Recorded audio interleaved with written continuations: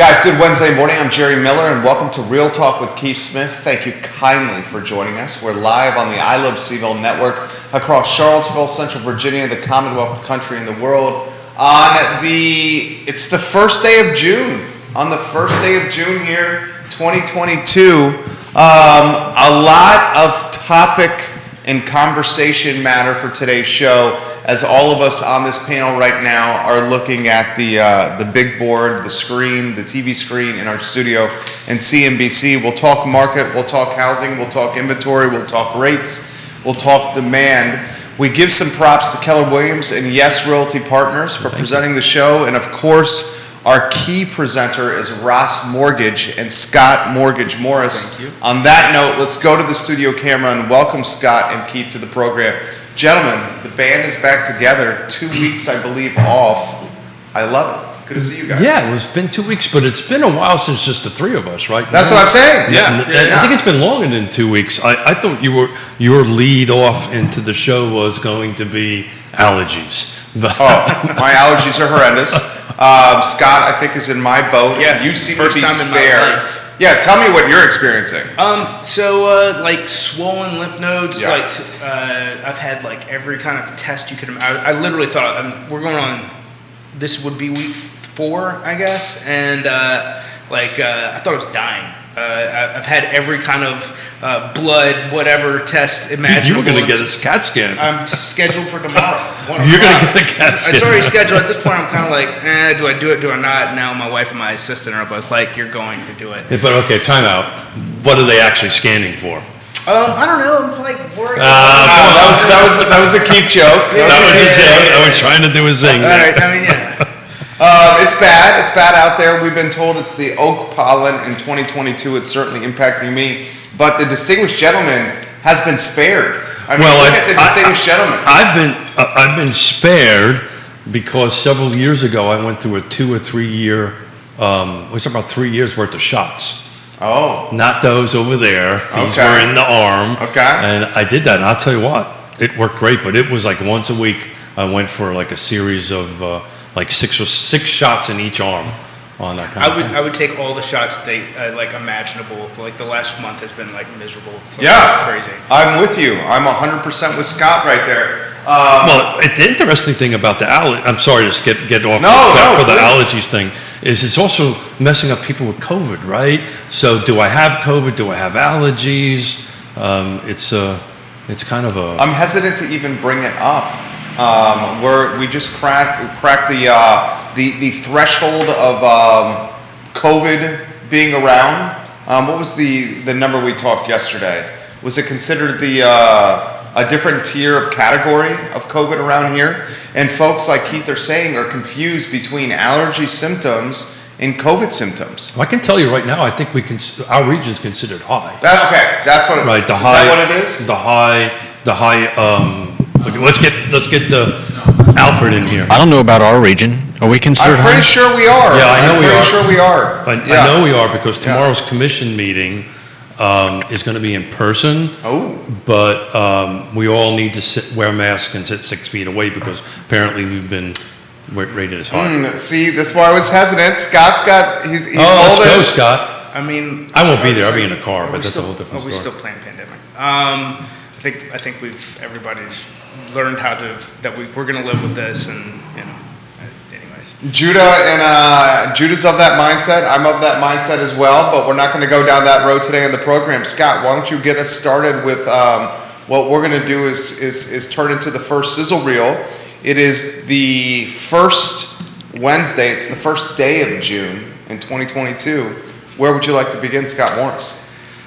Well, I mean, if you look at what's been going on, I've seen a lot of pessimism and a lot of optimism from professional people who do this. And the bottom line is we're starting to see some demand turnover, but twofold, we've also seen, at least nationally, a 9% increase in inventory, which is the largest increase in a single month since the data's been recorded. So that's great news.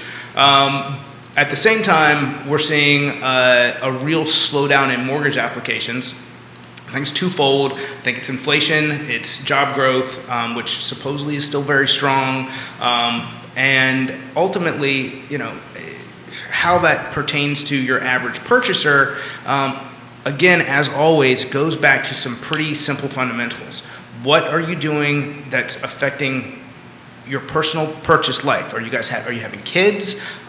Do you need to downsize? Are these decisions that you're making based on real life scenarios, not just the whim on moving into a house? And that's what truly drives activity. And if those are the things that are driving you out looking to purchase a home, if you're just getting in the market, you're burning money in rental. Getting into a home that you can build equity in right now is just as important as it was 3 years ago.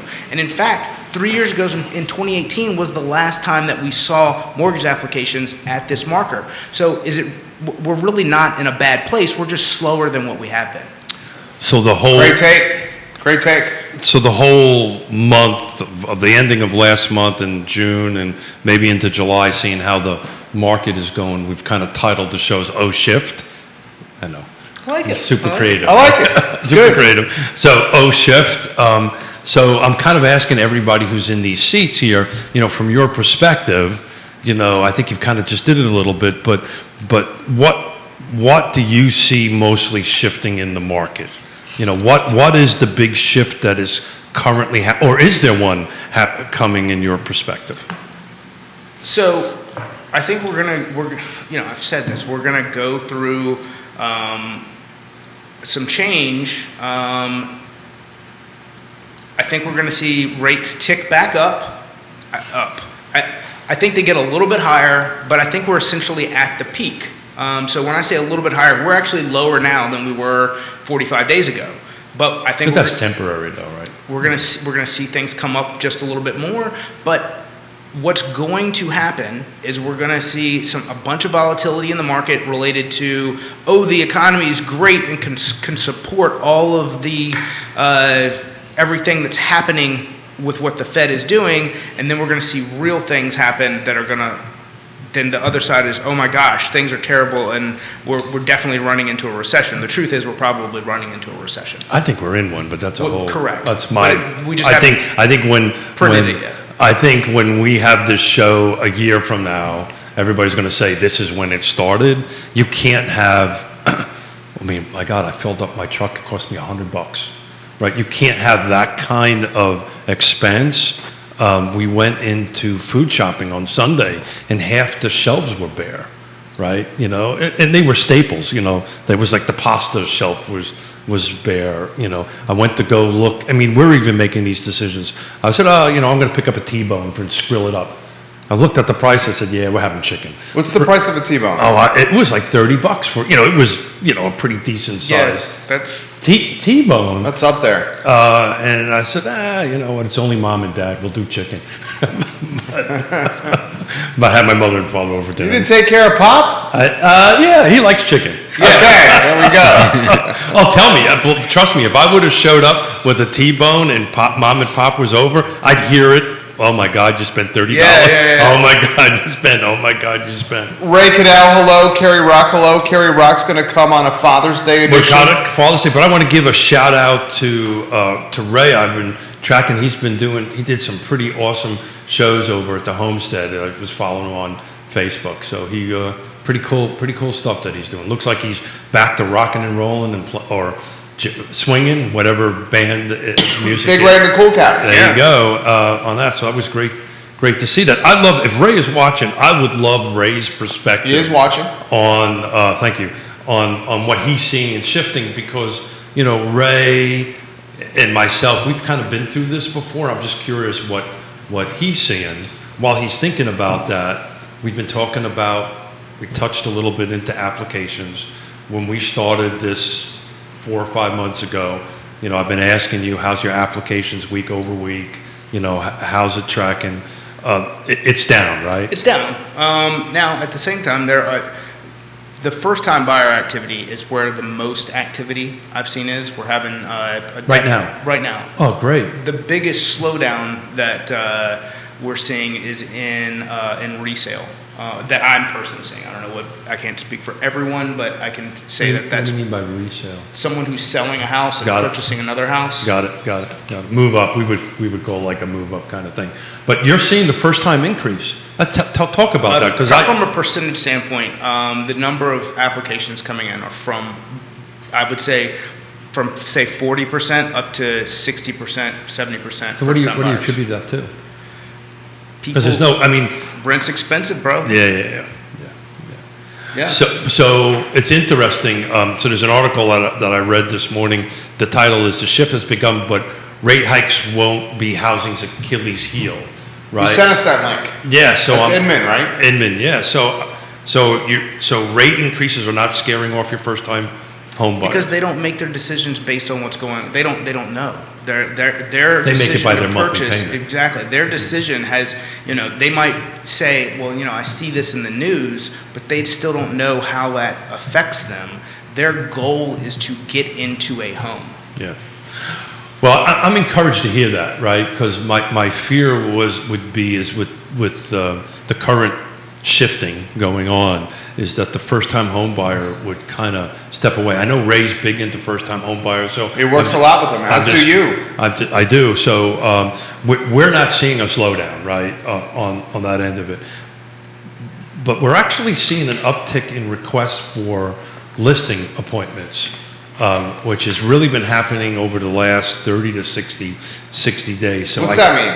Well, what it means is, hey, please come take a look at my house. I think I want to list it. Oh. Please tell me what you think the home is worth. So these, what we call listing appointments. So are they shopping? Are they shopping agents? Are they? Oh yeah, I mean. Or are they kicking the tires on their home? Both. Well, that's a great question. Look, hopefully, people. You guys have been around the block. Been around the block a little bit, so we get phone calls because of relationships on that end of it. But just like with mortgage, people shop, and that's great. And that's what one should do. I think it's mostly like the question I got asked at the ball game, at the UVA baseball game. Tell me what's going on in the market. Tell me what my house is worth. Tell me, are we increasing? Are we going backwards with value instead of going forward with value? Well, we're not going backwards. That's for sure. No, and I don't. We've been talking about this forever. Double-digit appreciation is more than likely not going to happen next year. I'm sure Scott can chime in on that. But I think we're going to go back to a very consistent 3 to 6%. I just ran a 20-year spreadsheet for Albemarle County, single-family detached, no new construction. And I did it 20 years because it takes out the time of great unpleasantness. And it was roughly like 5.5% average for over 20 years, right? I think at the 10-year mark, it was somewhere in the 4%, 5%. So, that's the healthy appreciation year over year, just like your interest rate, right? Aren't we kind of where we're supposed to be? I think we're actually higher than we're going to end up being on an average. I think, you look out 12 months, we're in the upper 4s. And what do you think that? What's that? Why do you think that? Oh, because, I think he's been consistent with that. It's a couple fold. One, I think the institutional money is oversold because due to the inflation scare, which is we're coming back down from. I think they're going to overbuy through the recession news, and I think that the U.S. 10-year, which is was forecast to be at not to exceed. Gosh, how are we even going to get back to 2? And now we're at 2.8x, and I think we get up to probably chase 3 again, and then we come back down into like 2.5 range, and that I think puts mortgage rates on the high side at around 5%, and we settle in at about 4 3/4 this time next summer. A lot of content coming in, a lot of questions. Good. So Ray Cadell answering Keith Smith's question. Diesel is approaching $6 a gallon. The Big Ray in the Cool Cat's truck gets 8 miles per gallon. Just this coming weekend, 657 miles divided by 8 equals 82 gallons times $6 a gallon, $492 just for fuel. Plus, I cannot charge the client because he probably signed his contract with me a minimum a year ago, sometimes 3 years ago. Small business people like me are getting crushed by fuel, personnel costs, maintenance, hotels, airfare, and other charges. I don't know, man. I tell you what, they cannot charge a client versus don't want to charge a client. You want to take a charter out to go deep sea fishing and you booked a year ago, they're going to tell you there may be a fuel surcharge depending on the day's rates. Yeah, that's true, but he probably, with the contract that was done 3 years ago, did not have that language in there. Because nobody thought about it. Right, and a lot of custom home builders got burnt with that as well. Yeah. Well, but you're right about that, Scott. Well, that's because, prior to this inflationary price thing, builders, and we actually have a show coming up. I promise you that boat charter didn't have that in there either when that. So you're saying it's just, hey. I'm not going out Yeah. unless you pay me this amount of money, right? It's cheaper for me to park my boat at the dock than get in there. I think for Ray, it's a little bit different because he's got employee, a whole 100%. And then the accounts for a long period of time. But exactly right. Then there's the whole relationship cost on that end of it. But that kind of goes into this conversation of, maybe we need to start talking about the R word, right? To me, that sounds recessionary. To me, we've been talking about the cost of inflation on the overall economy and the housing industry. Jerry and I, everybody at this table, since beginning towards the tail end of last year, Absolutely. that this was our concern, and it's coming true.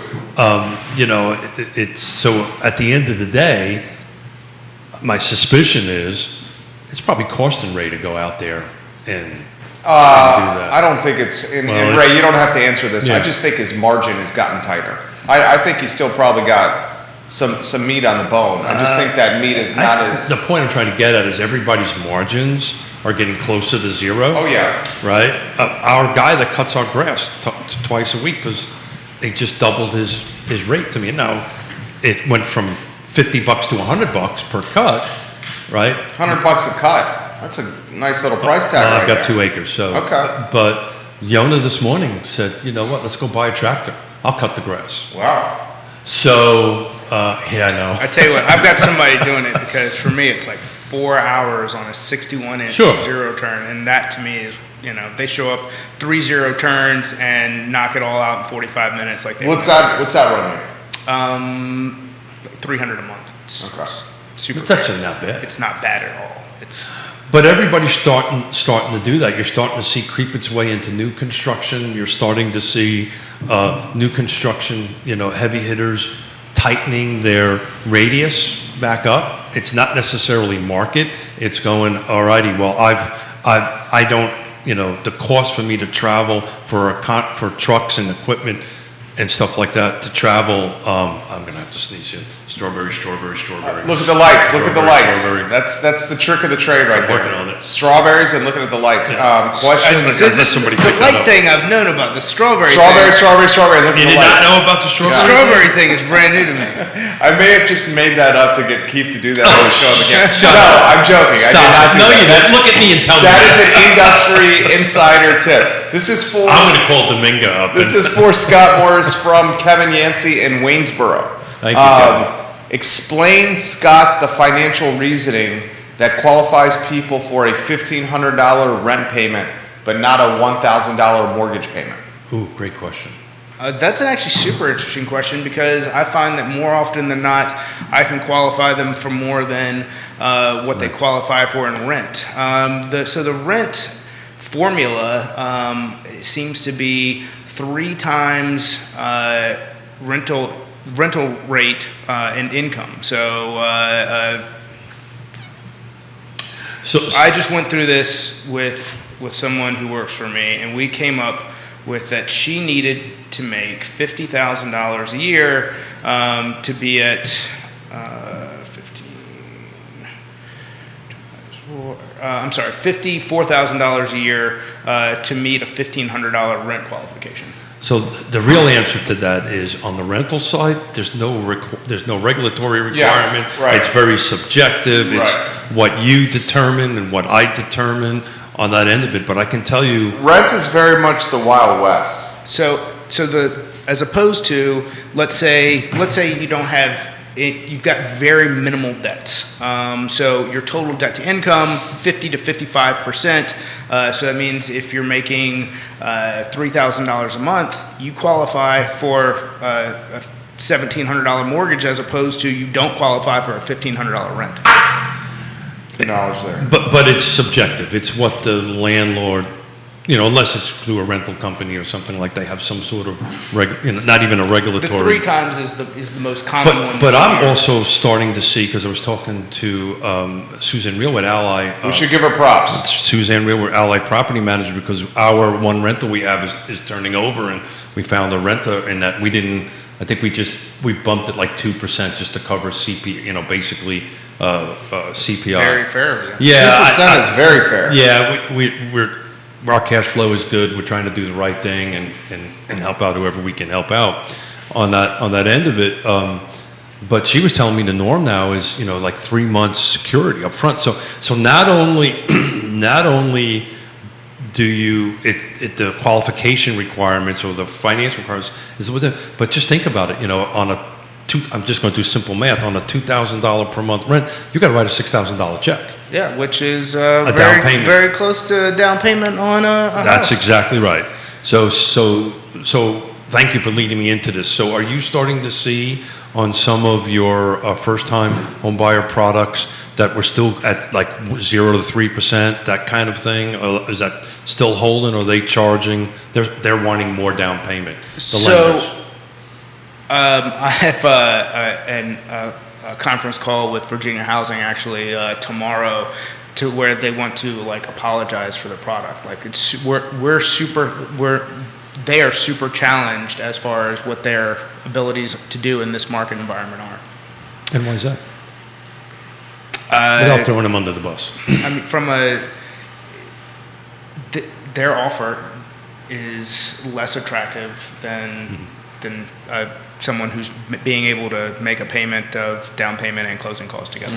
So the question though is are you still seeing 0 to 3%, or are the lenders starting to want more money down payment? No. 0 to 3% is still absolutely there. Some of the down payment assistant programs are where the struggle is. Yeah. Not in. I can speak to that personally. Yeah, not in your traditional, USDA, FHA, 3% conventional, whether it be home ready or home possible. Those are all there's no change in what they're doing there. But, yeah, I can speak that from the land trust perspective. If a buyer has the 3% down payment, they'll go through the sales funnel much faster than if they need down payment assistance. And talk about Wild West. The down payment assistant models, they're very different from A, B, C, D, and E. There's really no conformity to it on that end of it. So, generally they'll go through the sales funnel. And I was just curious if that 0 to 3% is still holding. Yeah, absolutely. Great. That has not moved at all. Neil Williamson, for both of you guys, millennials, unlike us graybeards, What are you pointing at me for? Keith, I don't have a beard. have not seen 4% plus interest rates. And Optimus would call this an educational opportunity for people. So you say millennials weren't purchasing homes in 2018? Well, the millennials also saw it during the pandemic. So 39. But you also have to put a 2018 what the age was. So right now, So 47. a millennial's like That would still 39. count as a millennial, A geriatric millennial is It's 40. 30. Yeah, it's 39 so years hold the old. time out. Gray beard, geriatric. Yeah, there's a geriatric I'm sitting millennial. here. I'm Yeah. sitting here. He's right. That's what they're called. The older Geriatric millennials. millennial. Really? Yeah. That's the nomenclature for a 39-year-old or 40-year-old millennial. He's right. He's exactly right. Yeah, I got gray beard and So 2018, the rates were for 5%. yeah. And they were buying, and I didn't bring the stats with us. We can go back because I actually have a year-over-year appreciation. I'm building this 20-year spreadsheet. I did Charlottesville, Albemarle Green. I'm working on Fluvanna and Nelson County to see what it was and comparing it to what the interest rate was at that particular point in time. The difference is the volume of sales, right? The volume of sales were a lot less, but they were still selling homes, and they were selling homes at a pretty decent clip on that end of it. So, gray beard, what was the rest of his question? Geriatric millennial, gray beard. Gray beard. I got to write these things down. I'm learning from here. Ray wants to point out to everybody that's listening that the first-time home buyer has significant inventory issues, and that's causing problems for people looking to move up the ladder as well. So that's important to emphasize. We still have significant housing affordability issues, especially with the first-time home buyer in today's market. In fact, in markets everywhere. Yeah, so housing affordability, as you know, we've switched that term from affordable I like that housing to housing affordability. You know, that's going to be a great topic for Friday's show with Neil and Sean on here to talk about that. But the reality of it is more needs to be built. And Quentin Beckham. Is Keith sitting. Smith is going to be making a jaunt up the Eastern Seaboard.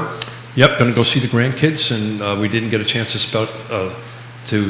celebrate their birthday in December because both of them had COVID, so we're going to go up there and hang out and do birthday cake stuff. That is awesome. Speaking of birthdays, if he is watching or any of the people who know him, reach out to Barry Morse and tell him happy birthday. Barry Morris, happy birthday. Is that your father? That is my dad, yeah. Papa Morris, happy birthday to you. How old's Dad today? 73. Oh, it's a young man. Good for Dad. I like that. Keith Smith, this question's come on the feed for you from Grayson. Has inventory opened up in the footprint you cover, Keith? You know, the answer is no. My dyslexia kicked in yesterday when I was looking at it, and I inverted the new on and the pending. Yesterday it was about 118 to around 80. So 80 new homes came in the footprint, 118. I got all excited because I inverted the two numbers and thought that. Who pointed that out to you? Was it Greg Slater? No, it was Emily Funk. Okay, we love Emily Funk. I said, Emily, this is great news. And she said, dummy, you're reading the numbers backwards. Emily Funk, we appreciate you. On that stuff. So, hey, I got to ask, do you mind if I jump in with a question? Mm-hmm. So, I got an email, been getting these consistent emails, which is kind of scaring me. You know, we get them all the time. Non-conforming, is that starting to make a comeback? I mean, so the big non-conforming product is an investment product called a DSCR loan, which is a debt service recovery loan. And that's probably what you're seeing the most activity with, and that's basically like a stated income or a projected income on projected rental with a 30% down payment is your typical what that looks like. The rates are tough right now. You're probably 8% on a lot of that. I say the rates are tough. If the cash flow makes sense, then you know it's probably still not a bad. You know, it's not the worst thing in the world. However, it is what I foresee having the government thought second homes, especially second homes being treated as investment properties, had the potential for default. That's why they put the LLPAs, the loan level price adjustments, in place early this year. And I think that this DSCR product is probably walks the line with those on if things do have hard times, that's where some of the hard times will be felt. I mean, to Ray's point, you know, we're talking about loan product and what first-time home buyers can buy. Then there's like, okay, what am I going to buy, right? So, we've been talking about this quite regularly for seems like a couple of 3 years at this point. So, seems like non-conforming is creeping back in a little bit, which is frankly scaring the hell out of me. Yep. The ARMs initially were scaring me. No, ARM's legit. Scott's explained the ARM. ARM's legit, but the problem is short-term. Some of them don't. You still struggle to find good rates with them. I was about to say, because short-term debt right now is looked at as so scary that the 3-year ARM is not probably as attractive as it could be. Yeah. So the 7 and 10s is what I was looking. Yeah. And the rates are not that different than a 30-year, right? It's a quarter point, a half point. That sound about right? Yeah, that's about right. that may sound a lot in the conversation, but when you do the math and break it down, it's really not that much more per month. Considering how long, like, the chances of you most likely, I think a lot of these loans will be refinanced in 24 months that are being issued now. I think we're going to see Because you say rates are going to go down. I think rates are going to, I think they're going to come down. So you're thinking these 3 years are going to get refinanced? 3-year yeah. arms. Oh, absolutely. Yeah, but at the adjustment period for the people who can, and the people who can't, I think are going to be in maybe a not fun place. But if you're in for, look at your total loan cost. All of that matters. I don't recommend to a lot of people like paying discount points if they don't have to, if they're in a good credit place, because you're likely going to refinance that loan before you actually get the money back out of the lower payment. So to go back to what am I going to... Good advice. There's never bad advice that comes out of that side, Yeah, good advice. side of the table. Maybe outside of the work environment there is. Like I said, during the show. Okay. Life choice is a different story. Conversation. Actually, you did pretty good with your life choice. Oh yeah, he's got a beautiful wife, 3 great kids. Thank you. Got a farmette in Culpeper. How many chickens we got left? Well, we're back up. We're in the 20s with chickens again. Oh, good night. Yeah. Good. I had that on my notes, talking about chickens. Yeah. The Morris children are happy then, huh? Yeah, the kids, they've got their birds to throw grain at, and they think it's a blast. Ray for Keith. Conversation on appraisal problems, please. I'm living in that world right now. Can Scott and Keith speak about appraisals and the temperature or what they're seeing on appraisals locally? So, I'd like to know. I'd love to hear a little more like hint specific towards the problems he's seeing. The problems that I am seeing, and this is in Richmond, Charlottesville, and Northern Virginia, are properties that were. When I reach out to the agent when a problem has shown up and say, hey, if this is bad, can you send me the comps? And I don't get a lot of responses. So these are properties that, for instance, in one of the conversations I had recently was where none of the comps supported. Like at the last few, I think Carrie talked about it, where it's the last 2 in a subdivision, and they're priced $20,000 higher than everything else that has sold comparably to it. It's like, well, yeah, you've got a problem. And the problem is what? The properties, they were just brought to market Too high. Yeah. So, so Woody Fincham with the Fincham Appraisals is one of our sponsors, and actually Fincham and Associates. Fincham and Associates. Thank you very much. And if you can tag Woody, because he'll probably chime in and help. Let me clarify. They were brought to the market too high for them to appraise. No, and that's not that there's not activity, and there's not that there's interest, and I think that the appraisal process is in some ways archaic and has its own set of problems. But if you have to play the game, then you have to understand that everybody should be having a conversation in the beginning that says, "Look, this is where we want to be." But we understand that this may not come in. So again, the title of O Shift, right? So things are shifting right now. Pricing is shifting. It's not exploding, right? It's just shifting. And to attack or to question Grayson's comment about how the footprint is looking, I've been tracking these price changes very closely, and they're increasing. So what's happening here is the sellers are between 30 to 60 days, I think, behind where the reality is today on the market. So they're pricing their homes. At least. They're pricing their homes based on a 30 to 60 day thinking on it, and you're starting to see when the home's on the market for 4 or 5 days or 2 weeks or something like that, they're making these price adjustments instead of kind of a pricing it, in my opinion, right. Pricing always matters. We're starting to see a couple, and maybe this is what Ray's talking about. This is specifically what he's talking about. Valuation, perfect condition. Appraiser would not go out of the neighborhood, even though I sent him 8 comps within 2 miles. Yeah. So the follow-up question I would have is this a local appraiser from out of the area? Woody Fincham's watching the program Hey, right Woody. now. We love you, Woody. Woody for sure can chime in. He's an expert on appraisals, but on the sales side, we've been kind of listing heavy for quite a while. On that, we kind of intentionally done that because that's where the market is at the moment. But we're starting to see appraisals come in like 5,000 under contract price, 10,000. So I think what's happening is the appraisers are kind of catching up to what the real world market is at this given moment on it. As far as an appraiser not taking raise comps and all that stuff, we had this conversation with Woody. It's just amazing how some will take it and some won't, and I don't quite understand the rationale why one wouldn't take that information. The follow-up question has been about gap coverage with the appraisals. Are you still seeing them now?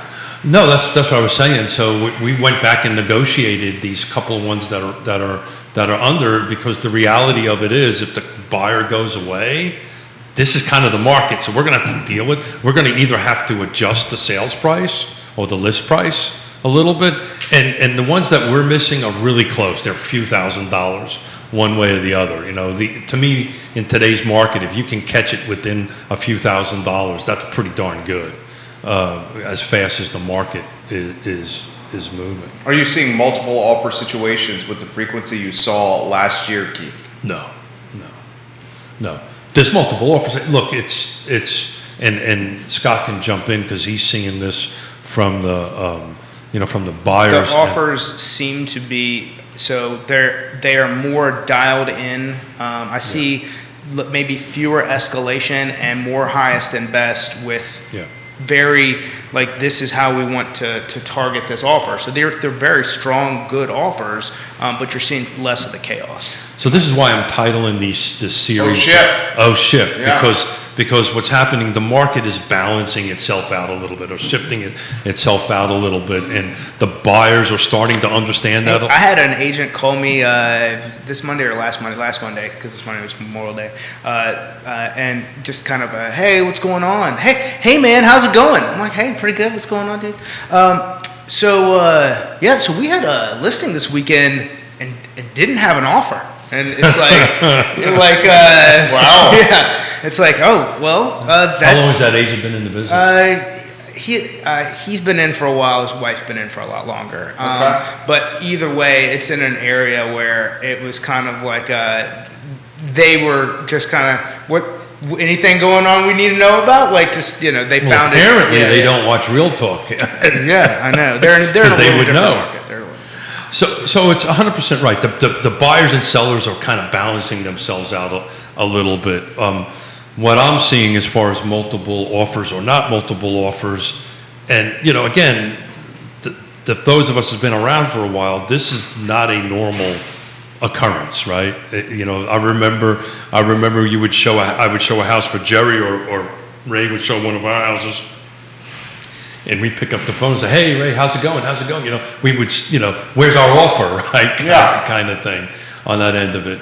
But the reality of it is, it's also going to be very location driven, right? We're back to the fives, right? I talk about all the time: location, prices, features, condition, and timing. And the locations have these micro locations, and that's where Woody and these appraisers really have to drill in, because it's a micro location on that. So you can be from one side of the street to the other side of the street, and the value could be different on that end of it, and the multiple offers versus no offers on that end of it. You got a question from a colleague in the business, Scott Morris. Are you seeing 15 years with rates going up? So some, but the 15s that we've done have been for clients who were selling and purchasing, and for investors. That's where I've seen the most in the last 2 months. What's good credit 15 at? Today, I want to say just under 4.75. It's not bad. That's really good. So speaking of which, is the credit scores floating around a little bit? Are they raising? Are they lowering? Are they staying kind of stable? I mean, I don't know. That's a difficult question. I think Do Do you have geographical territories where you know the credit scores are going to be better? Yes. Yeah. Got it. And you know the apps that come in from these zip codes are going to be more likely to be approved than other zip codes? Yes. And it depends on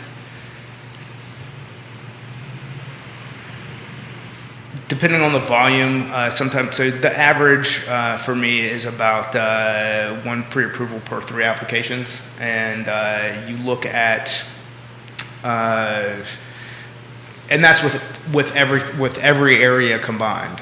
So there's areas in Petersburg or outside of Charlottesville and Fredericksburg that I probably have. It's probably 5 to 1, and then there's areas where it's 2 to 1.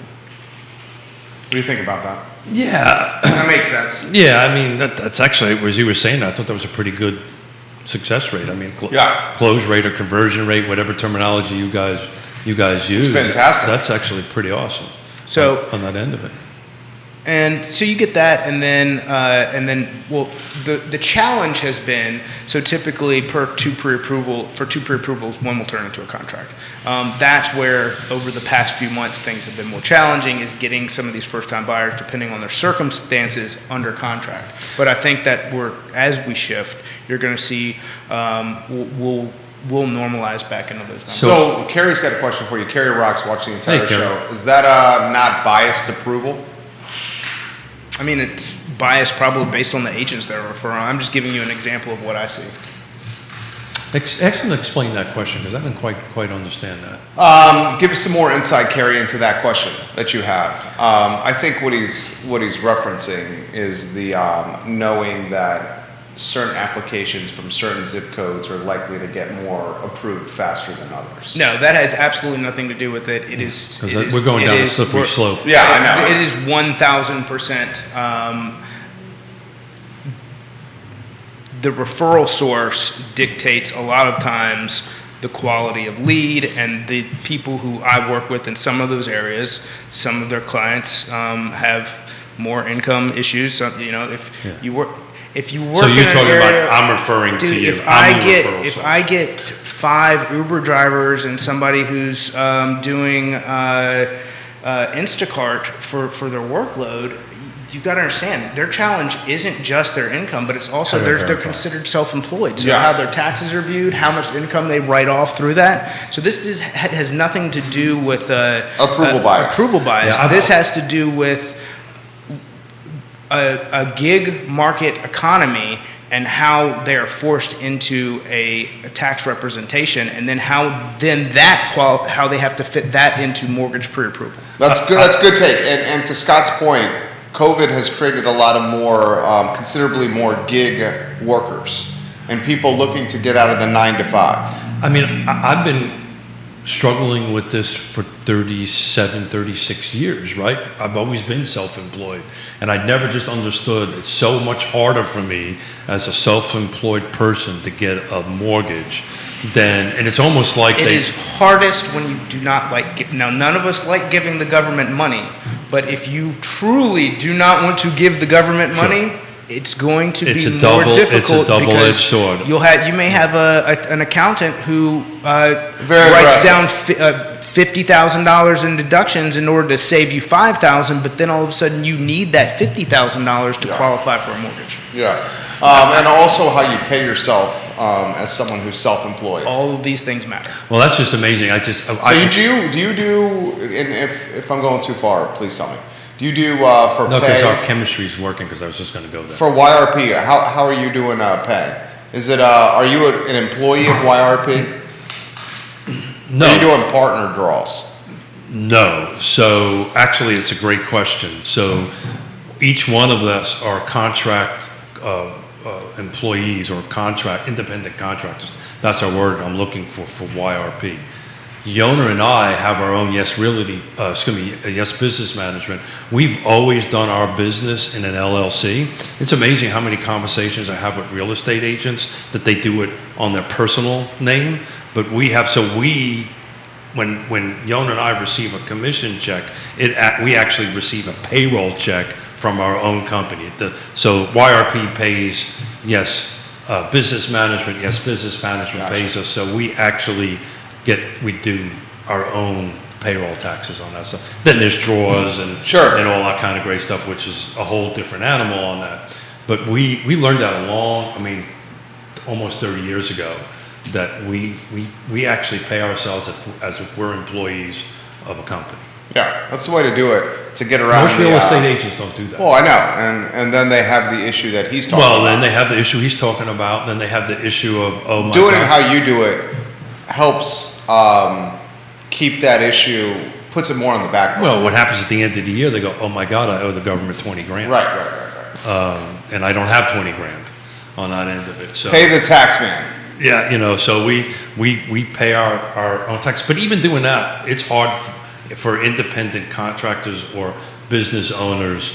The process is just much more laborious. Well, the gig economy worker, the frontline worker, F&B worker, has never had more of a difficult time to buy a home than right now. And I know you disagree with that. I totally disagree. Because of the 18% rates. It wasn't the 18% There rate. was more inventory then, though.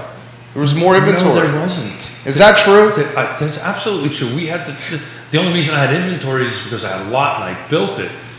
Built the end of it, but there wasn't a lot of inventory to go ahead and buy on that end of it.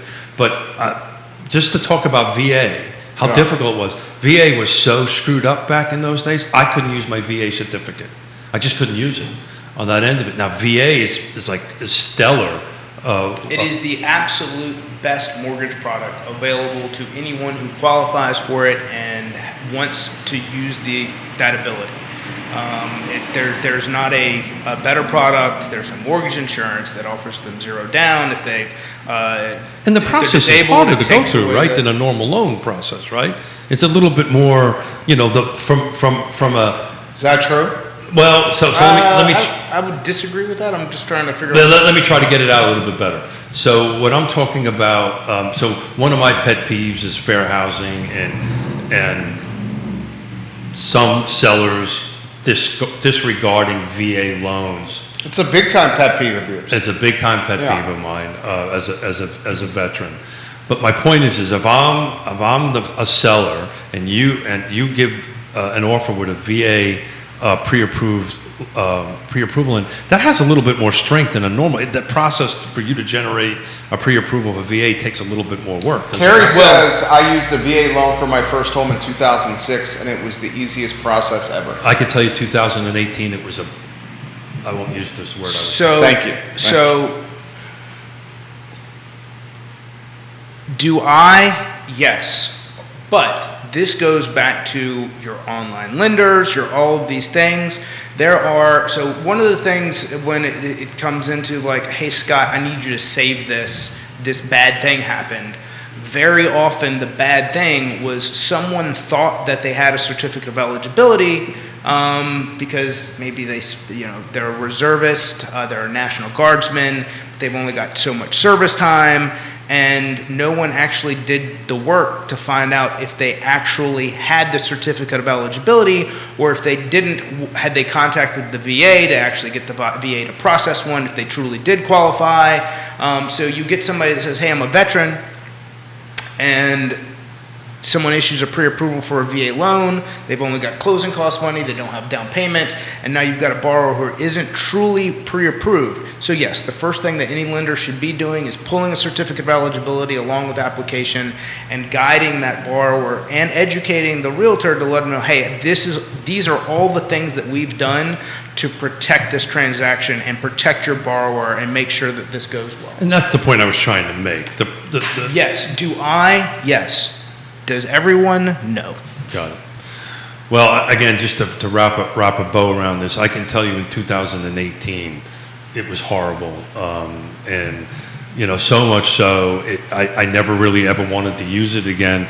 Now, I think the VA's changed a lot, because now I'm on the VA medical system, which I fought for years because of my experience of trying to get a VA loan in 1987, or 88 actually, 1988. In that end of it. So I'm glad to hear that it's better, and it's, the veterans and the VAs to me is a deep it means a lot to me. Let's hear from Woody Fincham. Hey, Woody. Fincham and Associates. We love Woody Fincham and Fincham and Associates here on Real Talk with Keith Smith. We were just brought in to do a review on a Virginia deal, Woody said. Custom home in Belmont. Appraiser did a really poor job.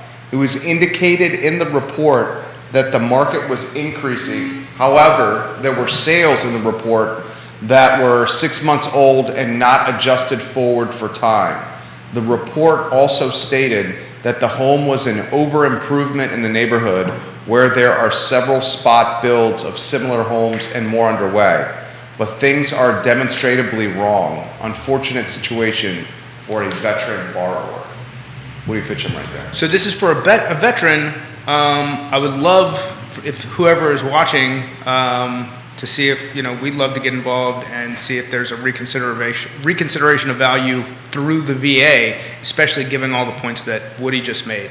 And that's where we can actually, if the appraisal was not done in the best way, which is what he described, we can circumvent the appraiser, go directly to the VA with an outline of these are the reasons that it actually meets this value and get that value applied.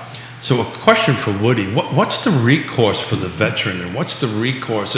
So what I'm hearing is the recourse is the appraisal either, what I'm talking about needs to be done either through that lender or have it transferred to another mortgage company where you truly have an advocate who understands how the system works and put those things together with help of the agents in order to get that reconsideration of value. That's the recourse. So the path I was going on, and it's for a show when Woody's here, so we can actually respond to it. But what's like on our side of it? If there was some ethics or fair housing crossed, there's paths that a buyer or a seller can take on that. I'm just curious if there's any paths that sounds like we had an appraiser who really didn't do his job. So this is why I have such a problem with the whole appraisal process. So you got a couple of appraisers watching right now. That's fine. When you get into something that is so opinion-based that they could just do their job differently than someone else does their job, But we've got that everywhere. You've got that. I know I've got it in my field. I'm pretty sure you have it in your field. Nobody does anything like Jerry does. So Thank you. Nobody Thank you for acknowledging Nobody has it. Did you hear that, Mrs. Miller? Well, that's because of Judah, but that's a whole different story. Thank you. Did you hear that, Mrs. Miller? That's a whole different story. So you'll even get appraisers that can openly admit, like, hey, yeah, this isn't a good appraisal, but there's nothing technically wrong with it. So while I disagree with what he did, I would have done it this way. That's a problem. That is that. Yeah, but it sounds. Ray says we have serious appraisal issues in the area.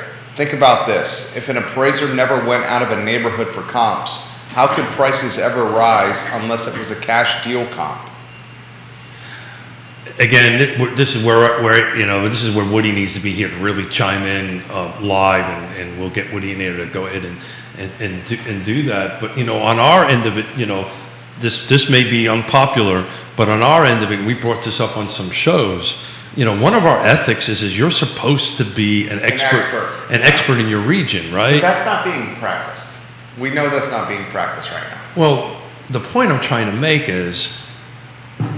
And that's going to get worse as inventory tightens and things get more competitive. Without a doubt. And that's happening. It is happening on that end of it, but the question the step is somebody has to say something. Enforce it. Say something. But right? that's also not happening. And that's also not happening. Yeah. And I'm just curious I know what my path is on my end, on our end of it. I just don't know if there's a path on the appraisal end that, if somebody is really unethically did something, what's the path? But that's my point. It's not an unethical thing. It's truly about someone's opinion can differ from someone else's. It's how they interpret. That's how they interpret value, which is story. a garbage way to go about the process. I see what he's saying there. But I tell the story all the time. We had this. That's human error. Or human interpretation. I'll give you that. Interpretation. Yeah. Your interpretation right. is that that's the right volume of water to drink. My interpretation is this was the right volume. And you can see why there's gray area or delta with what they do. Well, all I know for an absolute, because I lived through it, is what the system we have now is 1,000% better than it was in 2004, 2005, 2006. Does it need to be improved a little bit?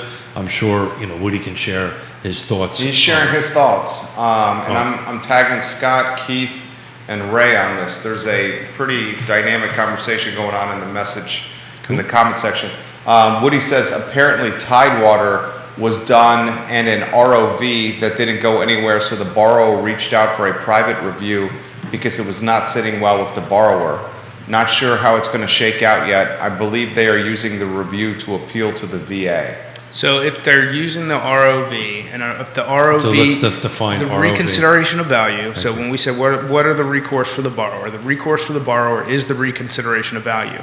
If the report was not well written or not well documented to the VA from the LO, and from insight from the agents, then very likely that the ROV didn't go anywhere, which again goes back to if you've got someone who doesn't understand how the process works or how they're not effective with the process, then see if you can get the appraisal transferred to another lender, have that lender who knows how the system works go after the problem. Or just start all over again.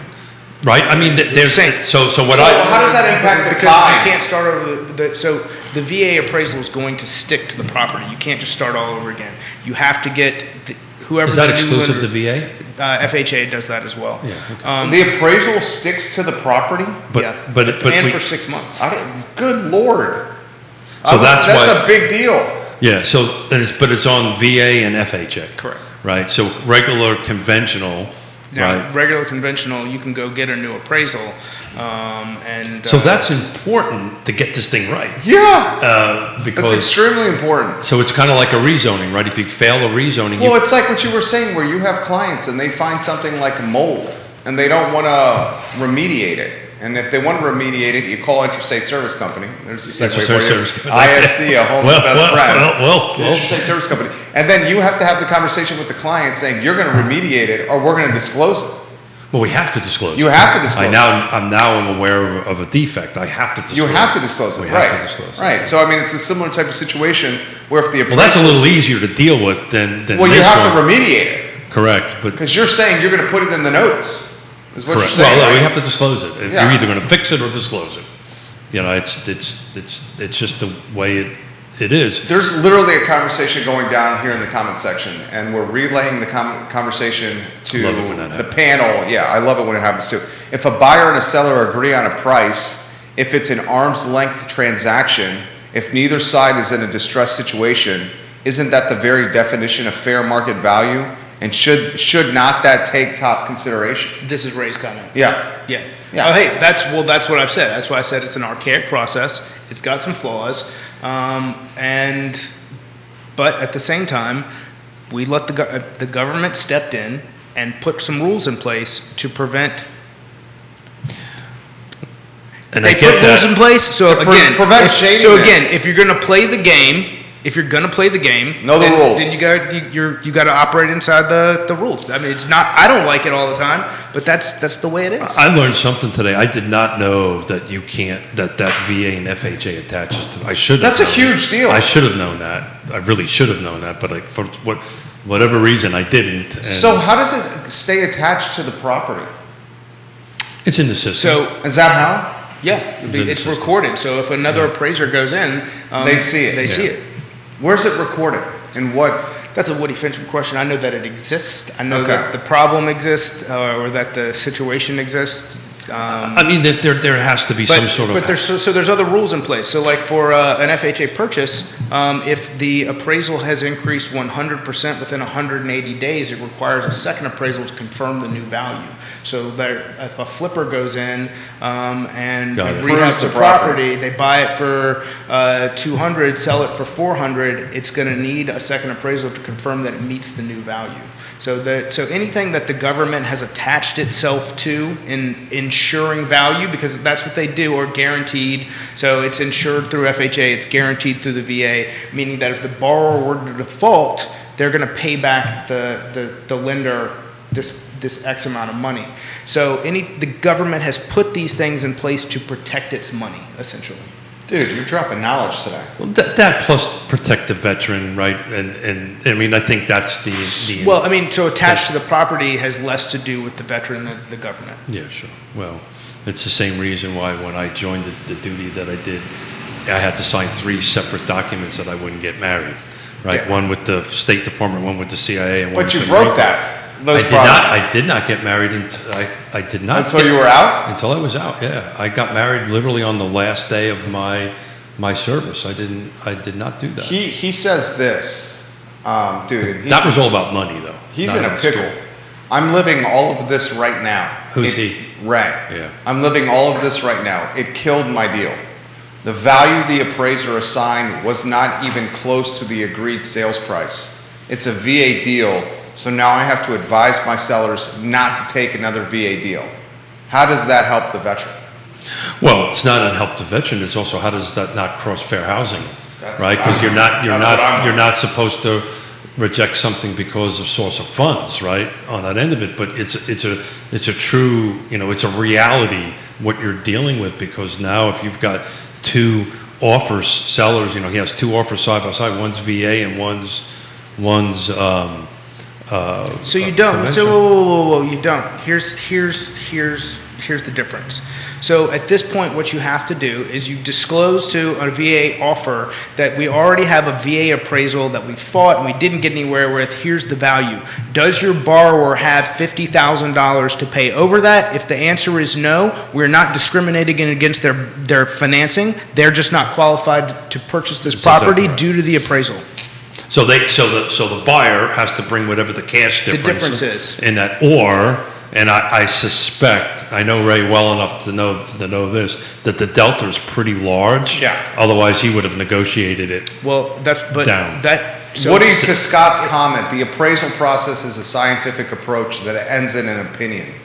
Data is used to support that opinion. While it is an opinion, it should be reached with supporting data. Unfortunately, some appraisers hide behind ambiguities. I read appraisal reports all the time as an informed professional and can discern how some appraisers get to their opinion. And Ray said if it was close, I would have made the deal like you described. Yeah. I mean, so that tells me the delta Is massive. Is massive, and Ray is we talk about lessons from the legends. He's a pro. He's a legend on that end of it, so I'm confident that he did his pricing right on the market value on it, and we now just got a goofy appraisal. But the problem is the seller now is kind of hamstrung for 6 months, right? He can't accept. There still could be some outs there, depending. You're saying call Ross Mortgage and Scott Morris. I'm saying that. Well, Ray can't do that because he's representing the seller. Right. Right. So the buyer. It would have to be the buyer to call The Scott. buyer's agent would have to reach out and call Scott on that end of it. You I'm should sure suggest that, Ray. Ray, suggest could that. surely suggest that. Yeah. But at that point, this is Especially if the delta is that big, it's something's really wrong. Yeah. There's no doubt in my mind that Ray got it awfully close. Multiple offers in 3 days, by the way. He took the VA deal because he liked veterans. Respect for taking the deal.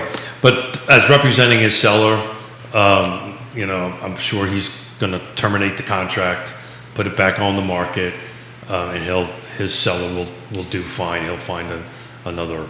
We learned something today. I learned something today. Yeah.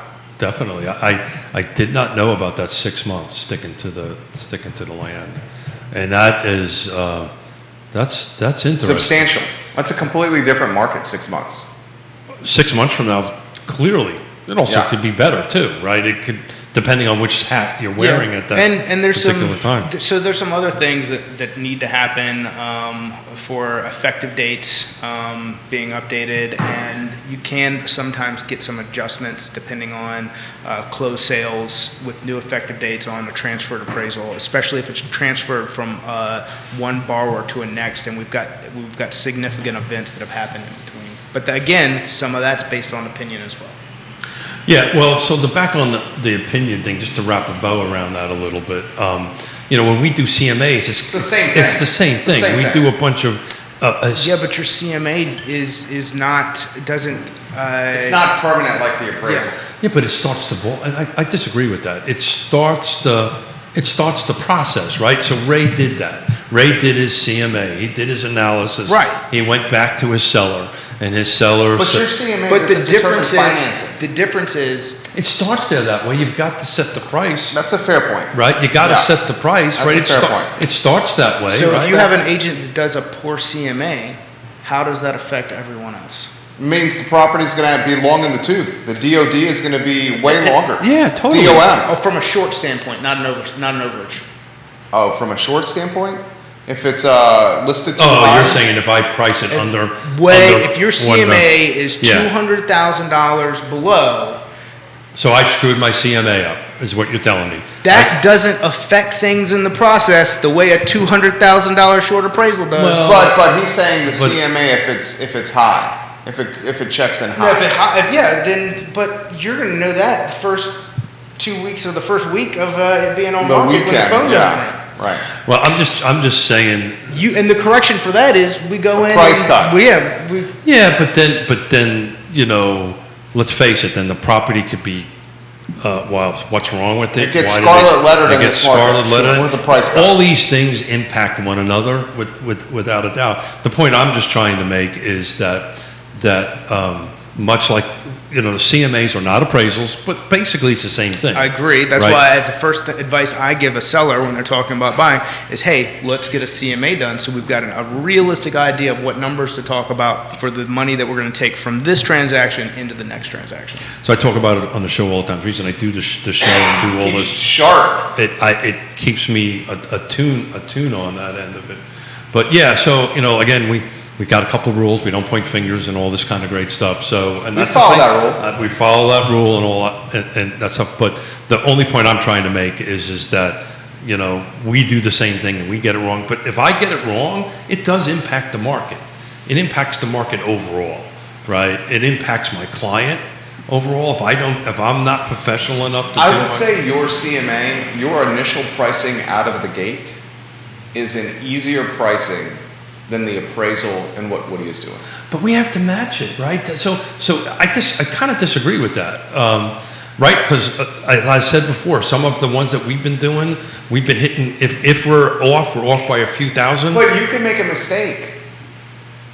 Don't do that. I know. I'm not saying you do. I'm saying let me rephrase that. Mrs. Smith doesn't do that. But yeah, you could. Yonna never makes mistakes. No, absolutely. We love Yonna. Absolutely not. But yes, I can make mistakes. Probably made 24 of them during the show, right? So everybody makes mistakes. Everybody does whatever it is on that end of it. But to me, this is all part of this big process, right? If we don't get it right, then the appraisal's right. Scott can't help because we started the ball rolling wrong, and then we've got to go ahead and get it fixed. If I've missed the CMA, I'll raise my hand up and say, I missed the CMA, I'm sorry. But I have to tell you, we don't miss CMAs because we do our homework and we know where we're at. And Woody is probably also very accurate in his, but my point is not to people who do good work. Yeah, so yeah. So and neither is Ray's. Well, to Scott's point, the market has spoke. It's back on the market. 2 pending comps in the neighborhood since were in excess of the appraised value of his deal, and multiple offers at, near, or above the list price. Only the appraiser disagreed. Yeah, and it happens, right? So what's the flip side to this? The flip side to this is like 2005, 2006 with these cups that we have on this table. Everybody got financing. Everybody got financing. Yeah. So, there's going to be, I don't even want to say winners or losers, but there's just going to be some hiccups through through the system. Each side of it always has it. Trust me, as one who lived through it, I'd rather have this discussion and how we can help our clients. And this goes back to my statement, like, look, if you're going to play the game, you got to play inside the rules. And that's, and sometimes the rules suck. And that's for whether you're playing golf or you're, whatever you're doing, sometimes, the way it is isn't the way it should be. Well, rules are rules, and to say that I stretch them from time to time. Yes, I know. It's three people here that stretch the rules on this show right now. Close where this question. Where do you think we're heading in June and July? Will we see the traditional summertime slow with people out of town in Central Virginia? I think we're kind of getting there. Like, kids are out of school. We're starting to see a little slump there. Like, vacations are starting on top of all the market conditions. So I think it's not an unexpected time that we're seeing some of the things we're seeing, especially with the external forces that are being applied at the moment. So I'm going to take the contrary opinion. I don't think we're going to see a slowdown at all. It's just going to be different, right? We've had this discussion. We've kind of dropped the term inventory from our conversation, right? At least we're trying. We're trying anyway. Doesn't seem to be working, but we're trying. I've been trying to pivot away from. You're doing a good job, Keith. I know that. Not really, but we'll get a thesaurus out and figure out what's a different word for inventory. But the fact of all that's happening is the buyer pool is just leveling off a little bit. The inventory is not rocketing up to go ahead and do this. It's just that the buyers are going to buy and sellers are going to sell. The volume of the transactions will kind of balance itself out a little bit on that end of it. But I don't see the traditional, hey, we're going to stop looking at houses in July.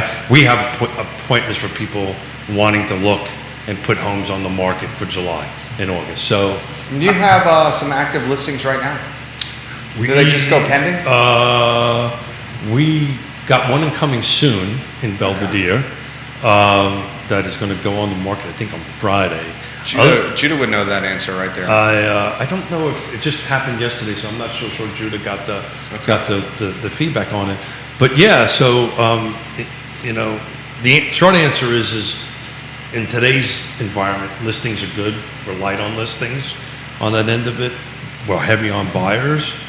It's just, I think before we wrap up, are you finding the buyers right now, particularly the first-time home buyers, their psychology is a little bit different now? Okay, I missed one, I missed two. Are they? It depends. I think I've still got people who haven't made or haven't gotten on board with, look, this is what you might have to do to win. So sometimes it still takes going out the first time. It may take losing something before they're like, you guys are serious. And they go out and price points dependent as well. If we're talking that sub 350, that's what I mean. It's either, look, hey, you're all in on what we're describing because here's why we're explaining it to you as far as what actions to take to win, or you may not. You may have to lose and then go, oh, all right. So it's all about motivation. It's about motivation and where they are, and how we all learn differently. So we have buyers in that $500,000 to $1 million price point that has cash actually, and we would send them some stuff coming in, and they would say, well, how much over do you think this is going to bid? And I said, well, I think it's probably going to go here because I think I did my CMA, go back to CMAs on that end of it. I think they priced it a little low on that end of it. I think you're probably going to be 10,000 over. And they just won't look. So, no, I don't want to play the game, right? I don't want to go over a certain dollar amount. Again, these are cash buyers, right? So they're in somewhat of a different position on that. Keith Smith, Scott Morris, you guys were on point today. Thank you. I missed the three of us on the show. Yeah. First time, I think 2 weeks, maybe 3 weeks. No, it's much longer than that. The three of us together? Just the three of us. I'll have to go back to Keith, Real Talk with KeithSmith.com and go back a bit. I think it's been much longer than a month. It's nice. The three of us. I like this Batman, Robin, What's Spider-Man? whatever. Yeah. Who's your favorite superhero? My favorite superhero? What's that guy? October, he's got to wear the costume. So what's this guy? Halloween. Then I'm going to put more thought into it. You look like to this. be continued. You look like this. What's the guy that was a wrestler turned? He does movies now. He did some. John Cena.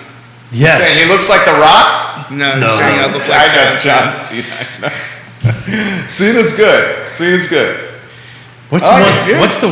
He just did. Oh, John Cena he's got. Hey, Joe, no, what's the name of the show? It was Peacemaker. Peacemaker. That's it. Okay.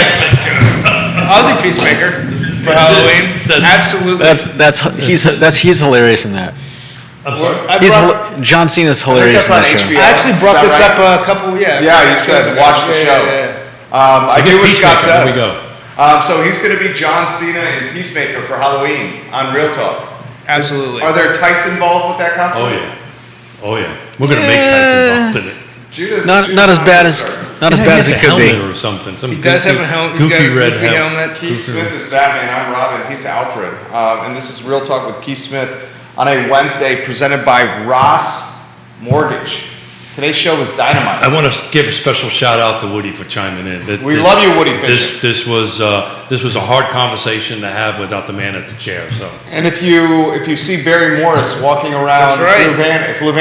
Fluvanna, yeah. when you see Barry Morris around Fluvanna, wish the man a happy birthday. He's 73 years young. 73 years young. 73 Happy birthday, years young. Dad. For Scott, Keith, Judah, and Liza, my name is Jerry, and this is Real Talk, presented by Ross Mortgage Guys on the I Love Seville Network.